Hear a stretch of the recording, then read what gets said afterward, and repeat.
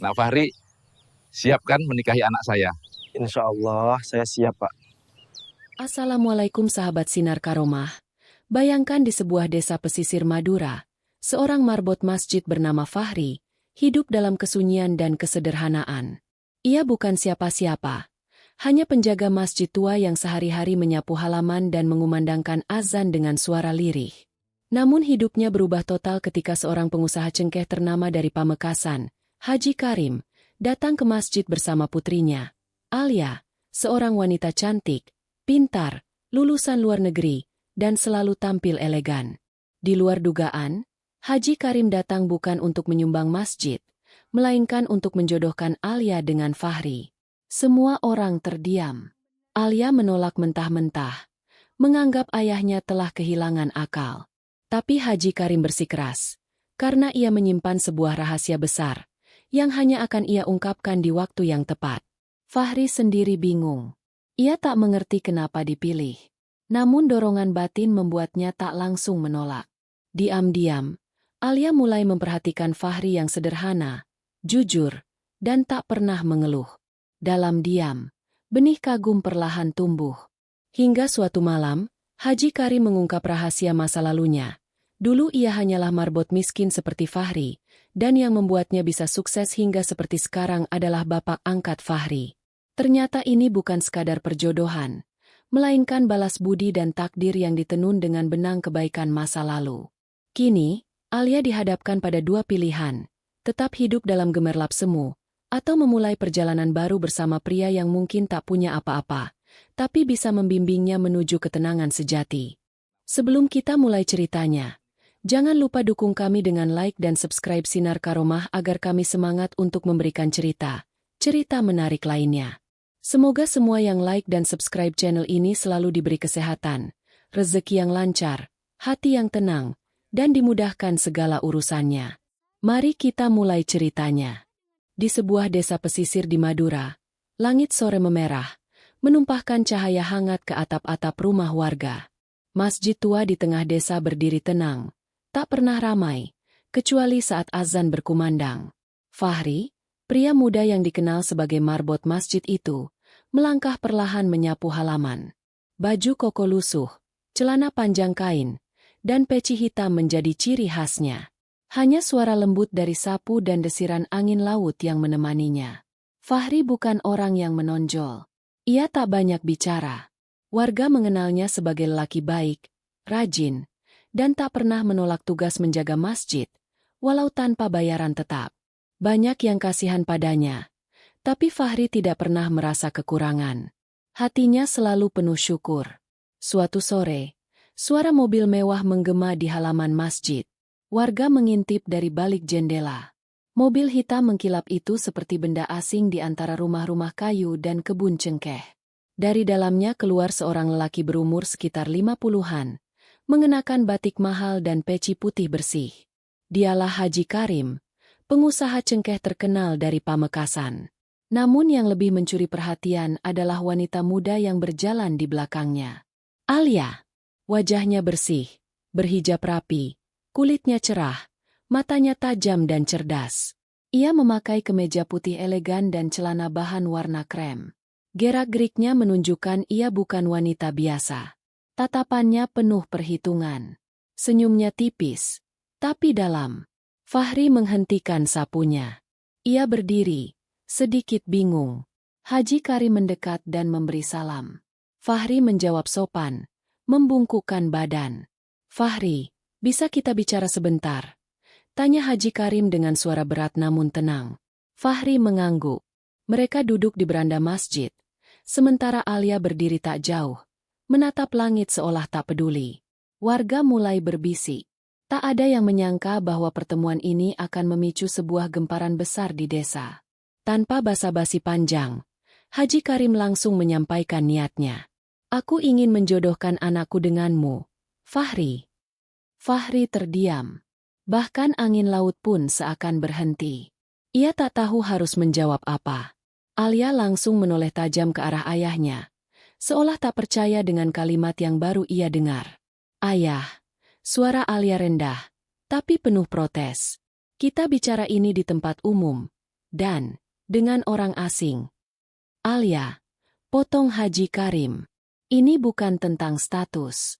Ini tentang hati dan tentang amanah. Alia berjalan menjauh, menahan marah. Warga yang menguping dari kejauhan tak bisa menyembunyikan keterkejutan. Seorang pengusaha kaya menjodohkan anaknya dengan marbot desa? Semua terasa seperti mimpi yang tidak masuk akal. Fahri mencoba mengatur napas. Ia ingin bicara, tapi tak satu kata pun keluar. Di dalam dadanya, ia merasa seperti dihantam badai. Apa maksud semua ini?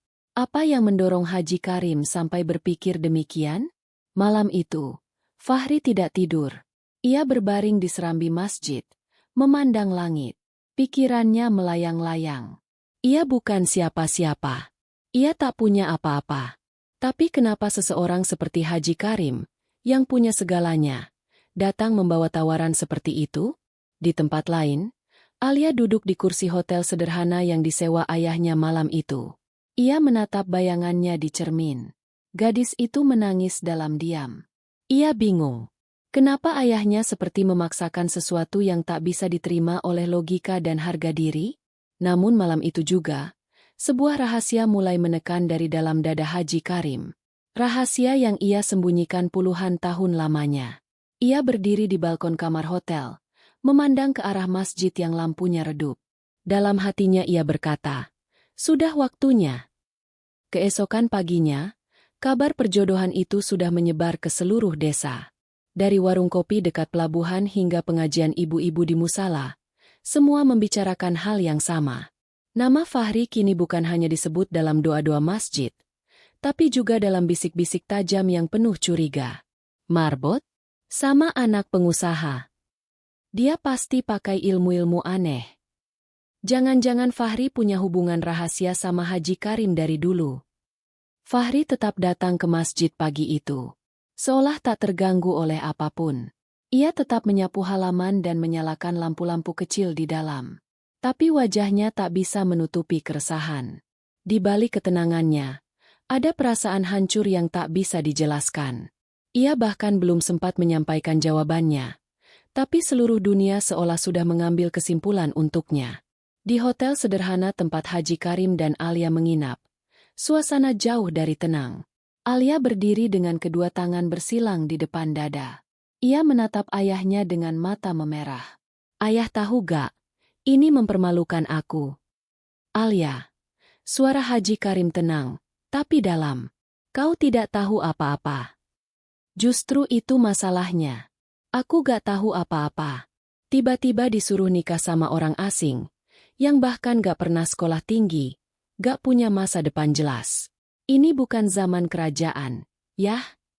Haji Karim menghela napas panjang. Ia memandang keluar jendela, ke arah laut yang menghampar biru. "Aku janji akan ceritakan semua. Tapi belum sekarang. Yang aku minta cuma satu. Lihat dia. Perhatikan. Dengarkan dia. Jangan pakai matamu. Pakai hatimu. Alia." Alia hanya diam. Ia bingung harus membalas dengan apa. Sebagian dari dirinya ingin pergi. Kembali ke Surabaya. Atau mungkin ke Jakarta. Tempat ia merasa lebih dihargai. Tapi ada bagian lain dari dirinya yang merasa penasaran. Ada aura misteri yang tak bisa diabaikan. Tentang Fahri. Tentang ayahnya. Tentang desa kecil yang kini terasa seperti panggung besar takdir yang sedang dimainkan. Sementara itu, Fahri duduk sendirian di tepi pantai. Ia baru saja selesai membersihkan halaman masjid, dan memilih menepi ke batu-batu karang untuk merenung. Ombak menghempas pelan. Langit cerah, tapi hatinya penuh awan. Tiba-tiba, suara langkah pelan terdengar di belakangnya. "Mas Fahri." Ia menoleh. Alia berdiri di sana. Masih dengan gaya elegannya. Tapi kali ini tanpa kacamata hitam dan ekspresi angkuh. Wajahnya polos. Seperti ingin menghapus segala kesan pertama yang terlanjur muncul. "Maaf kalau kedatanganku membuat hidup Mas Fahri jadi rumit," katanya pelan. Fahri menatapnya. "Saya justru yang harus minta maaf, Mbak Alia. Saya sendiri gak ngerti kenapa saya." Alia memotong. Ayahku keras kepala. Tapi dia bukan orang sembarangan. Kalau dia memilih Mas Fahri, pasti ada alasannya. Keduanya terdiam. Hanya suara laut dan burung camar yang menemani. Ada jarak aneh di antara mereka. Jarak yang tidak hanya soal latar belakang atau pendidikan, tapi soal arah hidup yang selama ini tak pernah mereka bayangkan akan bersinggungan. Kalau boleh jujur, kata Alia perlahan, aku masih belum bisa nerima semua ini. Tapi aku akan coba untuk tahu lebih banyak. Fahri tersenyum kecil, lalu menunduk. Saya pun begitu. Mereka berpisah dengan langkah pelan. Tapi di hati masing-masing, ada percikan yang tak bisa dijelaskan. Bukan cinta. Belum. Tapi rasa yang mungkin bisa tumbuh jika diberi kesempatan. Namun malam itu, Haji Karim kembali duduk sendirian di teras hotel, menatap langit malam. Di tangannya ada sebuah foto tua. Foto dua orang lelaki yang berdiri di depan masjid yang sama. Salah satunya adalah dirinya sendiri, di masa muda.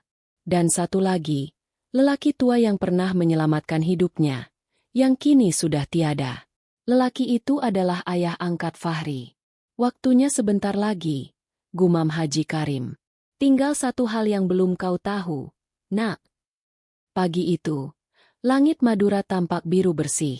Udara mengalir sejuk dari laut, membawa aroma garam dan dedaunan cengkeh. Desa mulai beraktivitas seperti biasa, namun suasana terasa berbeda. Ada rasa ingin tahu yang tak selesai-selesai. Semua mata kini memperhatikan Fahri, bukan karena dia imam masjid, tapi karena kabar yang membuat desa gaduh sejak 2 hari lalu. Sementara itu, Alia memutuskan untuk mengikuti aktivitas Fahri dari jauh. Diam-diam, ia melihat Fahri berjalan menyusuri ganggang desa sambil menyapa para ibu yang sedang menjemur ikan. Ia membantu anak-anak sekolah yang sandalnya putus, dan memberi arah ke musafir yang tersesat. Alia hanya berdiri di kejauhan, memperhatikan.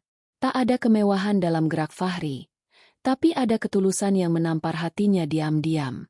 Ia mulai mengingat sesuatu yang samar, tentang masa kecilnya di desa, tentang suara azan yang dulu sering membuatnya tenang. Mungkinkah itu suara Fahri? Di sisi lain, Haji Karim pergi mengunjungi makam tua di belakang masjid. Ia membawa setangkai bunga melati dan air dalam botol kecil. Ia berjalan pelan, seolah sedang menuntun kenangan panjang yang belum selesai. Di depan nisan sederhana yang hampir tak terbaca namanya, Haji Karim duduk dan membaca doa. Pak Hasan, bisiknya. Maafkan aku butuh waktu selama ini. Matanya berkaca. Tangannya gemetar saat menyentuh batu nisan itu. Kenangan masa mudanya kembali hadir. Ia adalah anak miskin, pengangguran, dan hampir bunuh diri di usia 19 tahun. Sampai Pak Hasan, marbot tua di masjid ini, mengulurkan tangan dan memberinya tempat tinggal, makanan, dan ilmu. Pak Hasanlah yang memperkenalkan Karim pada perdagangan cengkeh kecil-kecilan. Dari sana ia tumbuh, pelan-pelan, sampai akhirnya jadi raja cengkeh yang disegani. Tapi begitu sukses, Karim justru meninggalkan desa ini. Ia hanya kembali sekali, untuk pemakaman Pak Hasan. Sejak itulah, hatinya terus merasa utang budi. Ia mencari kabar tentang keturunan Pak Hasan, sampai akhirnya menemukan Fahri, anak angkat satu-satunya yang tak pernah menuntut apapun. Dan kini, Karim ingin membayar semua itu dengan cara terbaik yang bisa ia pikirkan. Di rumah kecil dekat masjid, Fahri dikejutkan oleh kedatangan Alia yang tiba-tiba. Tanpa kata, Alia menyerahkan sebuah buku lusuh. Ini kutemukan di rak tua masjid. Ada nama Hasan tertulis di dalamnya. Fahri membuka buku itu. Di halaman pertama, ada catatan tangan Pak Hasan. Ia mengenali tulisan itu dengan baik. Tulisan yang sering ia lihat dulu saat masih kecil, saat ia belajar membaca Quran dari pria tua itu. Alia duduk di kursi kayu. Ia menatap Fahri dalam diam. Siapa sebenarnya Pak Hasan buatmu? Tanyanya. Fahri menatap langit-langit sejenak sebelum menjawab. Beliau ayah angkat saya. Orang yang menyelamatkan hidup saya. Alia mengangguk pelan. Lalu ia berkata, Berarti kita berdua pernah diselamatkan oleh orang yang sama. Kalimat itu menggantung di udara. Begitu berat, begitu jujur. Untuk pertama kalinya, Alia merasa bahwa mungkin takdir ini tidak datang tanpa sebab. Malamnya, Haji Karim memanggil Fahri ke kamar penginapan. Ia duduk di depan meja, memegang bingkai foto lama. Di sebelahnya ada Alia, yang kini tak lagi menunjukkan penolakan terang-terangan. Fahri, aku belum pernah cerita, tapi sekarang waktunya. Fahri duduk tenang. Jantungnya berdetak kencang. Pak Hasan bukan hanya orang baik. Dia adalah pahlawan dalam hidupku. Semua yang aku punya berasal dari ilmunya, nasihatnya, dan kebaikannya. Dan kamu adalah warisannya. Maka kamu pantas menerima lebih dari sekadar ucapan terima kasih. Alia menatap Fahri, kali ini dengan tatapan yang lebih lembut. Tidak ada lagi sinis, tidak ada lagi curiga. Hanya ada rasa baru yang belum bisa ia definisikan. Hari-hari berikutnya berjalan seperti aliran sungai yang lambat tapi pasti. Alia mulai tinggal lebih lama di desa. Ia meninggalkan sementara pekerjaannya di luar kota dengan alasan cuti, dan memilih untuk memahami dunia Fahri dari dekat. Tak ada lagi penolakan terang-terangan. Meski belum menerima sepenuhnya, Alia kini lebih terbuka. Fahri pun tak berubah. Ia tetap menjadi dirinya sendiri. Tidak berusaha menunjukkan apa-apa. Tidak berpura-pura menjadi lebih hebat atau lebih pintar dari yang ia tahu. Justru karena itu, Alia makin bingung. Ia menunggu alasan untuk menolak Fahri, tapi yang datang justru kebalikannya. Suatu sore, mereka berjalan berdua di sepanjang pematang sawah yang mengarah ke tepi pantai. Angin lembut berembus, dan matahari mulai condong ke barat. Mas Fahri, kata Alia perlahan, boleh aku tanya sesuatu yang agak pribadi? Silakan. Apa Mas pernah jatuh cinta? Fahri tertawa kecil, pelan. Pertanyaannya berat, Mbak Alia. Tapi, ya, pernah. Dulu, waktu remaja. Cuma cinta dalam diam. Kenapa gak diungkapin? Karena saya tahu diri. Alia diam. Ia menunduk sambil mengusap anak rambut yang tertiup angin. Di hatinya, entah kenapa, kalimat itu terasa menusuk. Tahu diri. Dua kata sederhana, tapi punya beban yang sangat besar. Malam itu, mereka duduk bersama di beranda masjid, menatap bintang-bintang. Haji Karim tidak ikut. Ia memberi ruang. Fahri dan Alia bicara panjang. Tentang masa kecil, tentang mimpi, tentang luka yang tak pernah diceritakan. Mas tahu gak, kata Alia sambil menahan senyum. Waktu pertama lihat Mas, aku pikir Mas itu. Ya ampun, beneran ya ada orang kayak gini yang masih hidup kayak di film-film. Gak punya mobil, gak main Instagram, gak tahu brand apa-apa. Fahri tertawa pelan. Dan sekarang? Alia mengangkat bahu. Sekarang aku malah jadi iri. Damai banget kayaknya. Malam itu mereka tidak saling menyentuh. Tidak ada adegan romantis. Hanya percakapan yang sederhana tapi jujur. Dan dalam diam, hati mereka mulai menyatu. Di tempat lain, Haji Karim membuka kembali sebuah kotak kayu tua berisi dokumen lama. Ada surat-surat, kontrak, dan sebuah jurnal kecil milik Pak Hasan. Ia membaca ulang tulisan tangan sahabat lamanya. Salah satu catatan membuatnya terdiam lama. Fahri bukan anak kandungku. Tapi aku percaya, ia dititipkan Allah ke hidupku untuk alasan besar. Kalau suatu hari ia bertemu seseorang yang mengingatkanmu pada masa mudamu, tolong jaga dia. Bukan dengan uang, tapi dengan hikmah. Mata Haji Karim berkaca. Tangannya gemetar saat memeluk jurnal itu. Ia sadar, tugasnya belum selesai. Keesokan paginya, di depan para tokoh desa, Haji Karim berdiri dan menyampaikan pernyataan resmi. Dengan suara mantap, ia berkata, saya tidak menjodohkan putri saya atas dasar kasihan, tapi sebagai bentuk penghormatan pada seseorang yang lebih mulia dari saya. Semua mata memandang ke arah Fahri, tapi Fahri hanya menunduk. Ia tidak mencari sorotan. Ia hanya menjalani apa yang menurutnya benar. Alia, yang duduk di samping ayahnya, kini tersenyum. Untuk pertama kalinya, senyuman itu bukan untuk dunia, bukan untuk kamera, bukan untuk pencitraan, tapi untuk dirinya sendiri. Hari itu, matahari bersinar cerah seolah tahu bahwa sesuatu yang istimewa akan terjadi di desa kecil itu.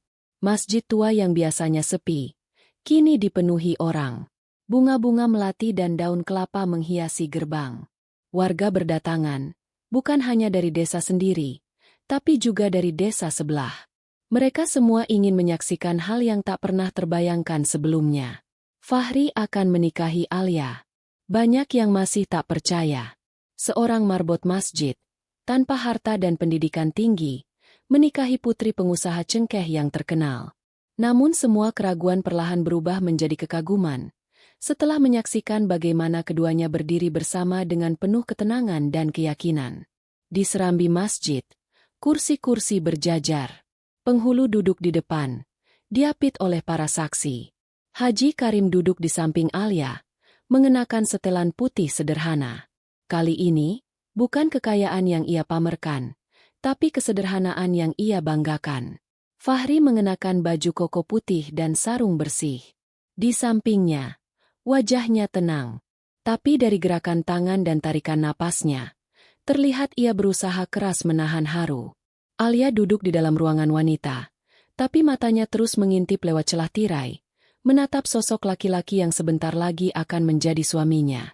Ketika ijab kabul diucapkan, suasana hening. Semua menahan napas. Lalu terdengar suara Fahri, mantap dan jelas, menyebut nama Alia dalam akad suci. Ijab kabul. Seketika, takbir bergema dari masjid. Warga menyambut dengan senyuman dan tepuk tangan. Tapi di mata Haji Karim, air mata jatuh pelan. Ia bukan menangis karena kehilangan putrinya, tapi karena akhirnya bisa memenuhi janji pada sahabat yang telah pergi. Setelah akad, Alia berjalan perlahan keluar. Wajahnya bersinar, meski tidak memakai riasan berat. Ia menatap Fahri, lalu membungkuk hormat di hadapan ayahnya. "Terima kasih, ayah," bisiknya. Haji Karim mengangguk pelan. "Kamu tidak tahu betapa besar bahagia yang sedang kamu bangun hari ini." Di sisi lain, para warga yang dulu mengejek, kini justru datang memberi selamat. Mereka menepuk bahu Fahri dengan bangga, menyebutnya cucu Pak Hasan yang berjodoh dengan keberkahan. Pesta kecil digelar di halaman masjid. Tidak ada makanan mewah, hanya hidangan sederhana, nasi jagung, ikan laut, sambal, dan teh hangat. Tapi tawa yang terdengar di sana terasa lebih berharga dari seluruh resepsi mewah di kota besar. Alia duduk berdampingan dengan Fahri. Tangan mereka bersentuhan sebentar. Lalu, Alia menoleh dan berkata dengan suara pelan, "Mas?" "Ya. Aku gak tahu nanti hidup kita akan kayak gimana. Tapi untuk pertama kalinya, aku gak takut." Fahri menatapnya lembut.